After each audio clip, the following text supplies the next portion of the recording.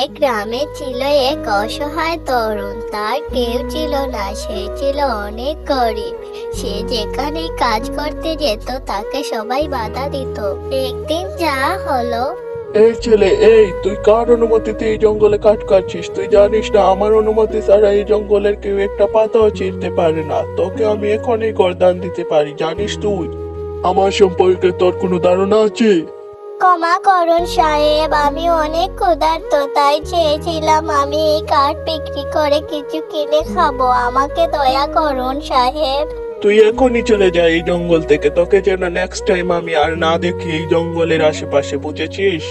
হায় ভগবান, আমি কোথায় যাব? আমার অনেক খিদে পেয়েছে, আমি এখানে একটু জিরিয়ে নেই।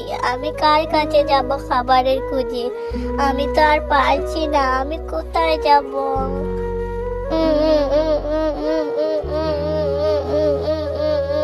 তরুণটা একদিন নদীর পাড়ে বসে কান্না করছিল। তখন একটা নাগকন্যা আসে আর বলে, এই ছেলে, তুমি ভয় পেও না, আমি হলাম একজন নাগকন্যা। তোমার কি হয়েছে? তুমি কেন কান্না করছো? আমাকে বলো।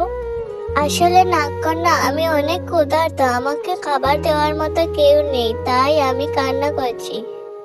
এই নাও বৎস, এই পরশ পাত্র দিয়ে তুমি যা খাবার চাইবে তাই পাবে।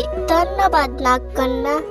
আমার অনেক খিদে পেয়েছে, এই পরশ পাথর তুমি আমাকে অনেকগুলো সুস্বাদু খাবার দাও। আমি যা এখনো খাইনি আর যেগুলো খেলে আমার পেট ভরে যাবে সেই খাবারগুলো আমাকে দাও দেখি তো।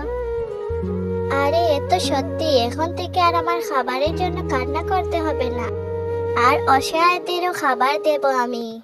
বন্ধুরা, তোমরা যদি এরকম আরো নতুন নতুন ভিডিও পেতে চাও তাহলে এখনই একটি লাইক এবং সাবস্ক্রাইব করে পাশে থাকা বেল আইকনটি অন করে নাও। আর কেমন লাগলো গল্পটি বলে যেও।